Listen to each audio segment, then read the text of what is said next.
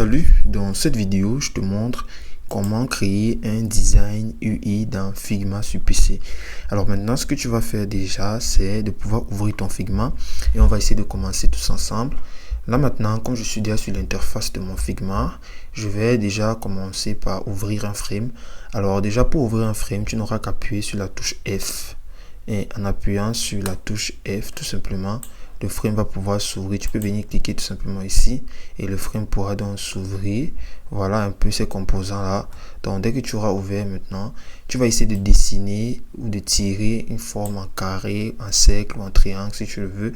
Moi, comme je préfère utiliser les carrés, voilà, je peux utiliser ce carré-ci. Tu peux voir maintenant mon frame qui est sorti là.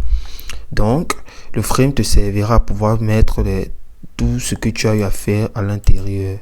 Donc ça sera un peu comme une affiche. Supposons par exemple je prends cette image qui est tout à côté là. Je vais essayer de basculer comme ça pour que tu puisses voir. Donc je mets ici à l'intérieur, voilà. Je clique maintenant sur frame et je bouge le frame. Tu peux apercevoir que l'image est en train de bouger avec le frame. Alors maintenant dans le cas où j'essaie de faire un rectangle en appuyant sur la touche R tout simplement, je clique et je fais mon rectangle, je prends toujours la même image, je mets là à l'intérieur. Tu peux même apercevoir que l'image ne s'affiche pas. Donc c'est un peu comme ça que ça fonctionne. Il est très important de toujours utiliser des frames. Et même si l'image s'affichait à partir d'ici, en essayant de tourner, ça ne fonctionnerait peut-être pas. Donc, il est important d'utiliser les frames pour commencer ces designs. Alors, on va essayer de commencer à utiliser un design plus simple ou basique. Tout simplement, supposons tu veux créer une interface ou bien tu veux faire une affiche, par exemple.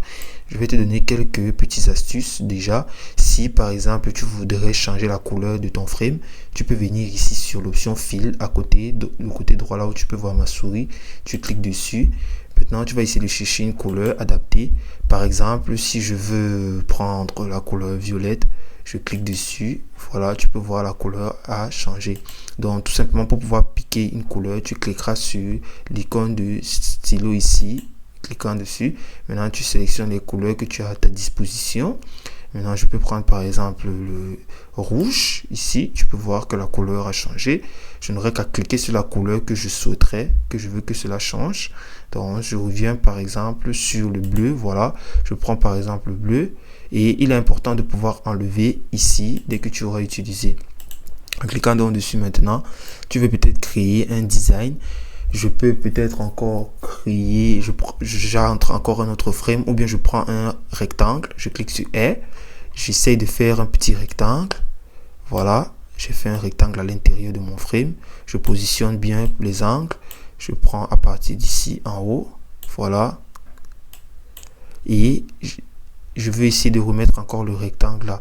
Si tu veux faire plus rapidement, tu n'auras tout simplement qu'à dupliquer cela en appuyant sur la touche CTRL D. En cliquant ici, tu cliques sur l'élément, tu sélectionnes l'élément, tu cliques sur CTRL D. Voilà. En cliquant sur CTRL D, je vais tirer maintenant. Tu peux voir, c'est sorti. Je mets cela peut-être ici en bas. Voilà. Et continuons maintenant. Je vais essayer de faire par exemple un cercle. Pour pouvoir sortir le cercle, tu vas appuyer sur la touche O. Voilà, ça a changé tout simplement en bas ici. Ça te montre même comment tu dois fonctionner. Je vais maintenant faire un cercle en maintenant ma souris. Je tire juste. Voilà, j'ai pris mon cercle. Je mets à partir d'ici juste pour te montrer un exemple. Voilà. Si par exemple tu souhaiterais changer la couleur de ce cercle, tu peux venir ici comme j'avais dit sur fil. Tu changes la couleur. Voilà. On aura de différentes couleurs tout simplement. Si tu veux revenir à ta couleur initiale, tu peux appuyer la touche CTRL Z pour revenir en arrière. C'est déjà connu. Voilà.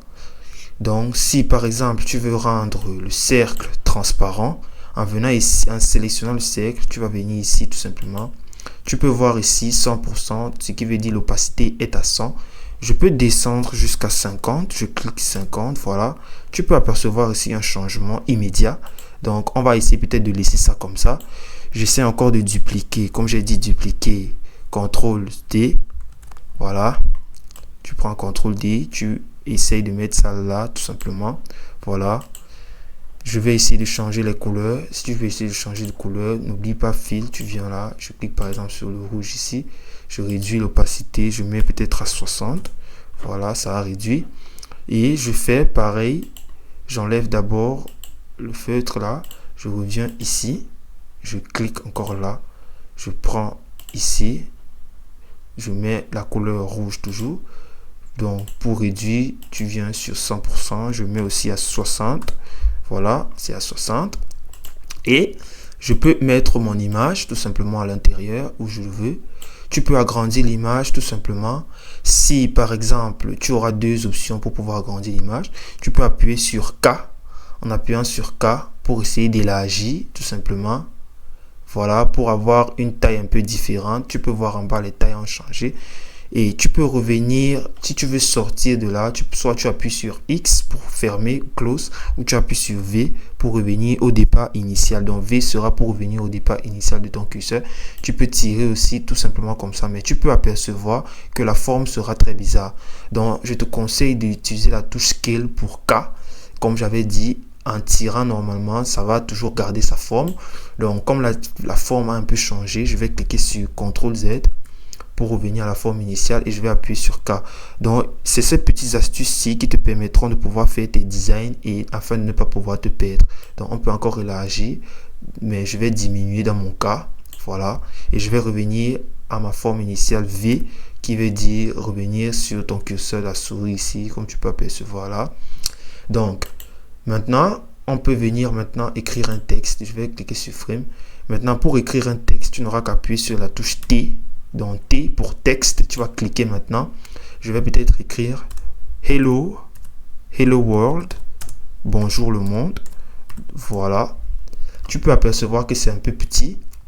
Alors, tu peux tout simplement agrandir en cliquant sur CTRL avec, si tu as ta souris, tu augmentes comme ça sur ton curseur pour augmenter, voilà. Et tu agrandis. Maintenant pour le texte, voici le texte qui a été écrit. Tu peux voir les typographies. Si tu auras plusieurs typographies, alors je peux prendre par exemple la touche de base ou la police de base Inter. Je clique sur Inter et je viens sur Regular.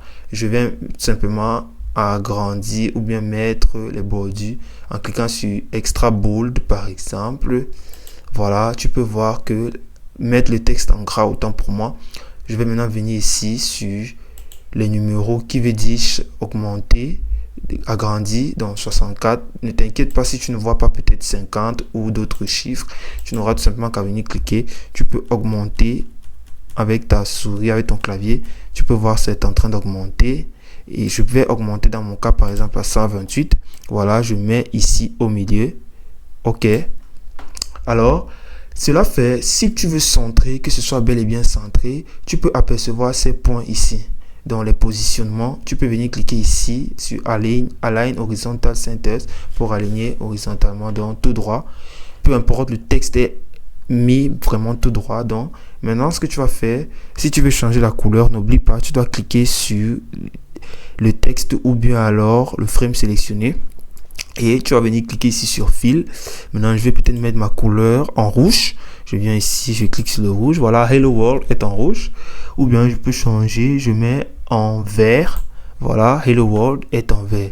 Donc, voici un peu comment tu peux faire tes designs et tu peux continuer à te perfectionner et t'améliorer sur l'application Figma. Voilà, si cette vidéo t'a plu, n'hésite surtout pas à liker et à t'abonner. C'est aussi simple que ça.